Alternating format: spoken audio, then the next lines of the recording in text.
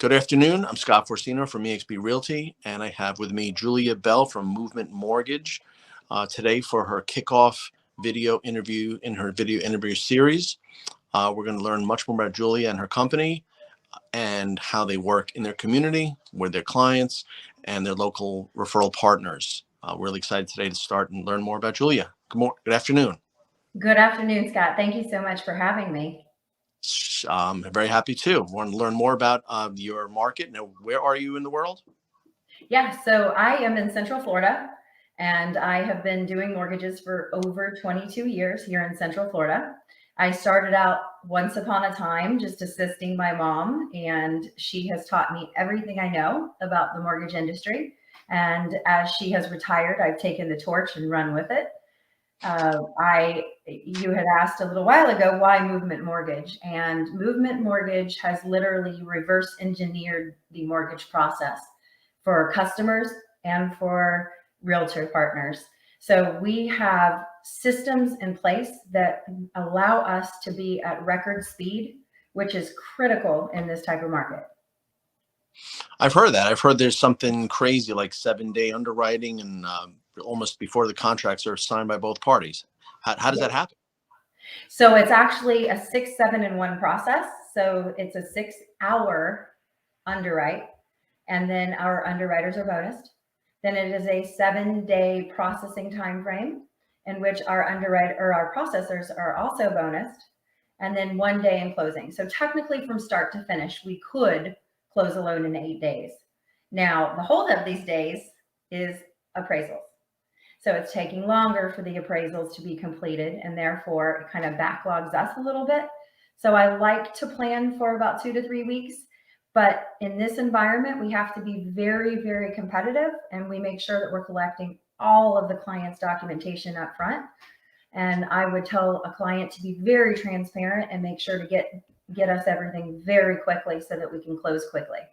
Interesting. So in this market, I know rates are just touch 4% for the first time in 2 or 3 years. I mean, where do you see them going and why? Yeah, so I truly believe that based on historical data, when we are hearing talks of inflation, we also, in that same turn, when there's inflation, you have to increase the interest rates. I feel truly that they have been low very long, probably too long. And I think it's going to really stabilize our market and allow us to have more of a buyer's market opportunity rather than a seller's market, which I think we're all looking forward to a little bit, especially in Florida. I would say, I know that I was recently in South Florida, and it's people getting 40, 50 offers on a property only to go over asking anyway. Yes. So my question is, how can some new buyer expect any equity if they're buying at the top of the market with rates rising? Well, in a normal market, a normal environment, if we know anything that might be normal these days, the appreciation levels is usually around 5 to 7%, but we've been seeing about 18.9% appreciation. I think that if we go back to more of a stable market with the interest rates rising, then we're going to see a leveling off of the appreciation. I don't think it's going to stop, but I think it's going to level off and be more of a normal 5 to 6% appreciation. So home buyers will still have appreciation as time goes on. I see. And what do you tell someone who's first-time buyer, or maybe another scenario, who needs some work on their credit report? What is some advice you give for those different people? I'm a big believer that we will always keep clients on the path to home ownership. So if that means that we literally have to go line by line on their credit report to go over what they can do to maximize on a better credit score, we will certainly do that. I would tell buyers right now to be patient and also be very cautious in trying to purchase something now just because the interest rate might rise. I don't know about you, Scott, but when I bought my first house in 1999, the interest rate was 9.75%, and I still bought. It was a co-op outside Manhattan. The rate was 9.25, and I was happy as can be. Could not have cared. And it was 1999, and I was Mhm.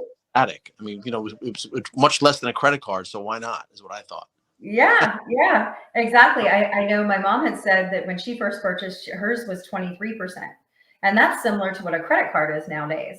Right. So I don't think that this is going to prevent anyone from it's going to take some people out of the market because rates are going to be too high, or they may not qualify for what they qualified for when the rates were in the threes.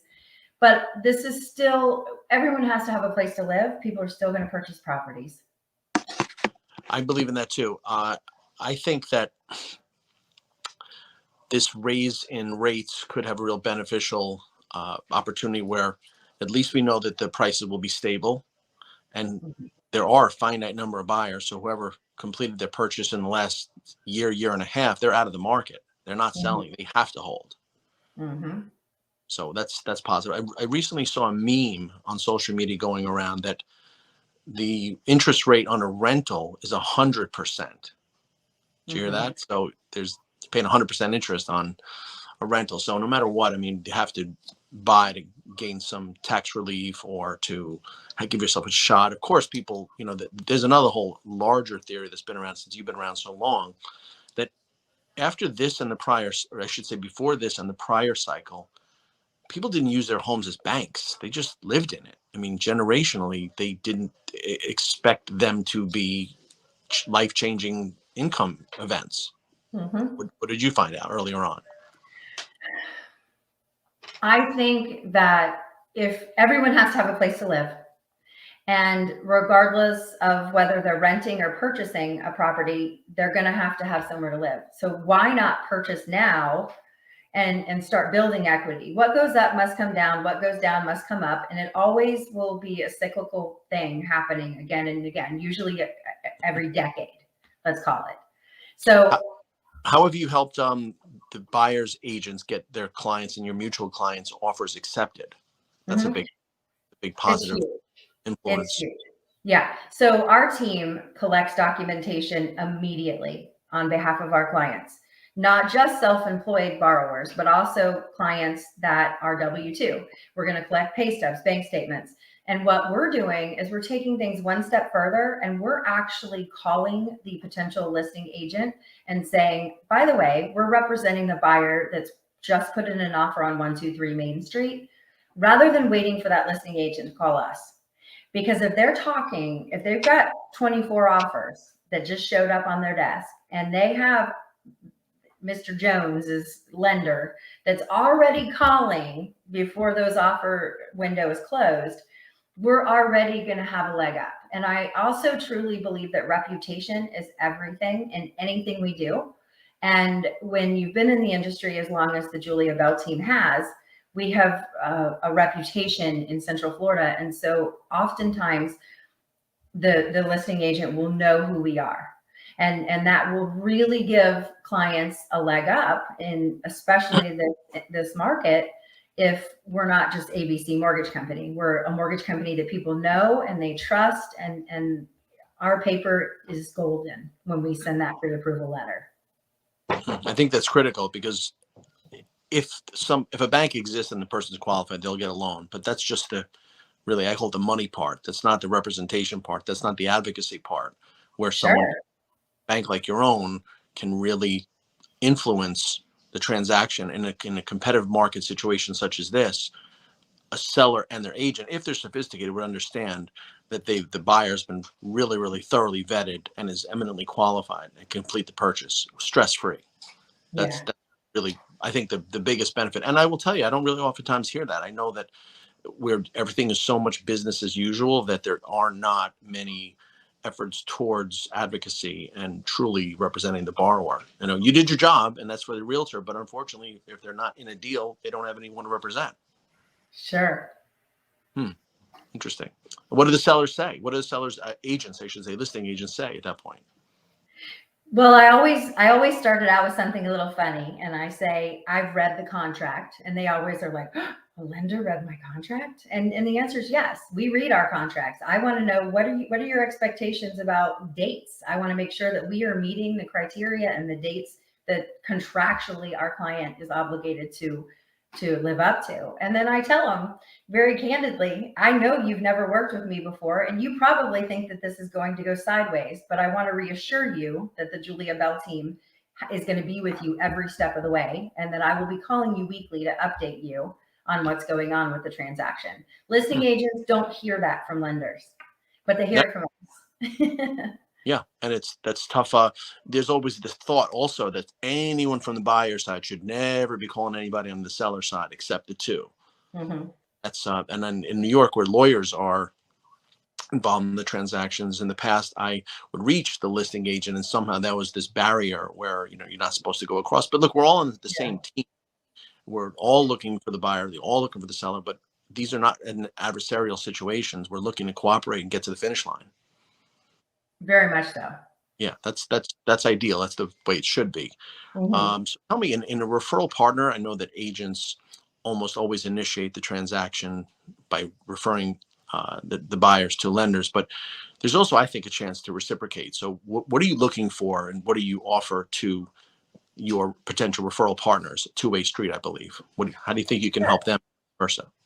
Sure. So I hear all the time from realtors, they'll say, well, we have to refer 3 potential lenders. You're always on the top, Julia, but we have to refer 3. And I have a very different approach when I refer back to my realtor partners.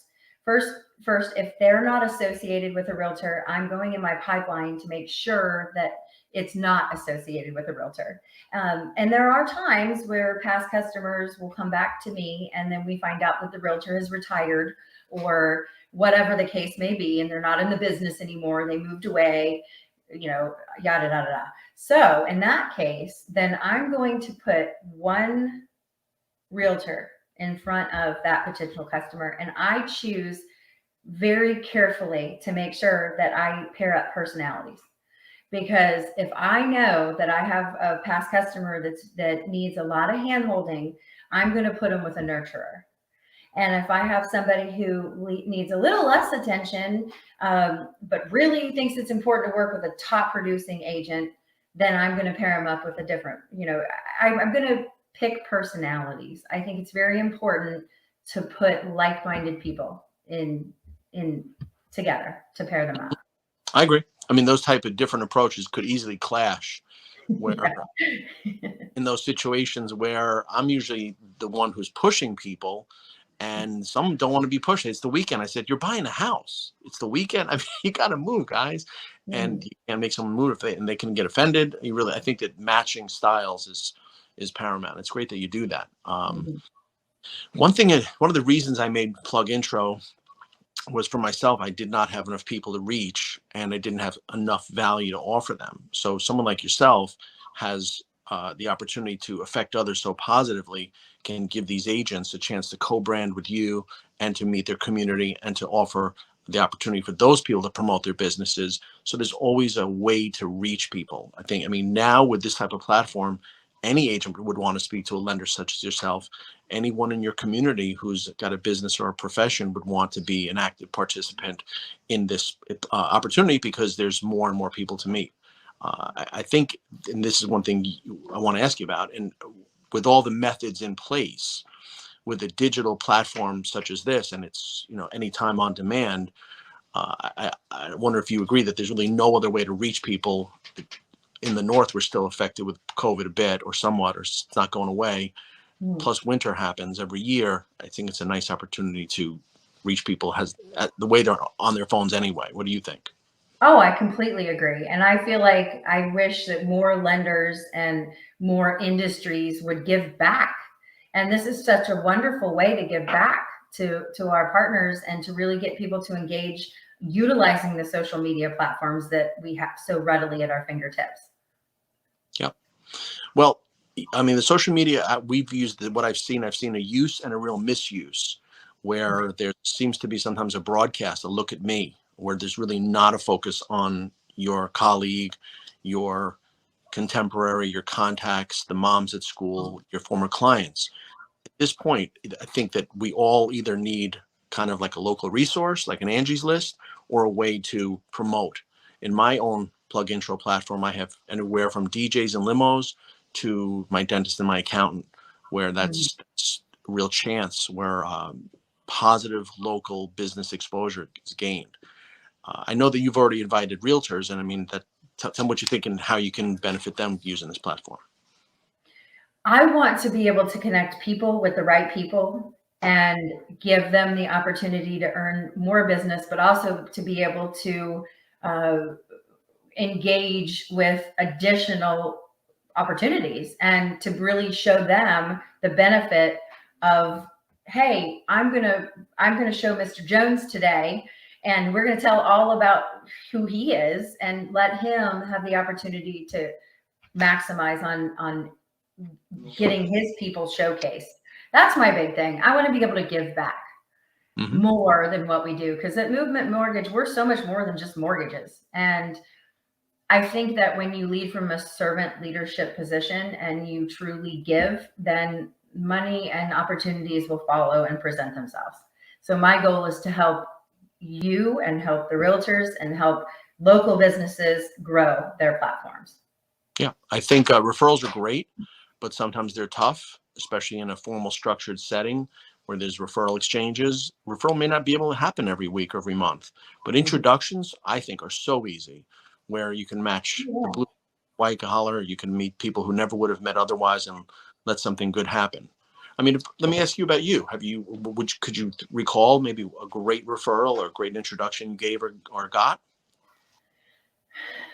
Well, that's interesting that you asked that, because over the years I have serviced so many first-time home buyers, and there have been so many stories that clients have told me that they really didn't think that they would ever have a home that they own themselves. So for me, that's such a rewarding feeling to have, to be able to help people accomplish the American dream. So I can't tell you that I have one, Scott. I have a whole lot of aha moments in my career.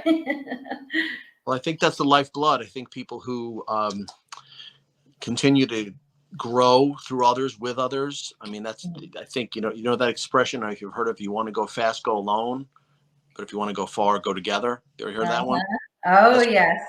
And it's really tough sometimes getting together in person, trying to even get people assembled. It's hard, but using this digital platform and all of our like they call it the Internet of Things, every way to broadcast and be seen and to positively affect others. We're here. We have it. Yeah, I love it. I'm glad to be a part of it. I'm really glad. We're really going to look forward to featuring you. We're going to build your community around this video series and give others the chance to promote themselves. It should be fun. It's going to be really productive, and we're looking for a great 2022. I'm honored to have someone like you aboard. Thank you. Well, thank you. I'm excited to be here. Okay, let's get ready for our next meeting and our next video coming up. Thank you. You take care. Thanks. Take care.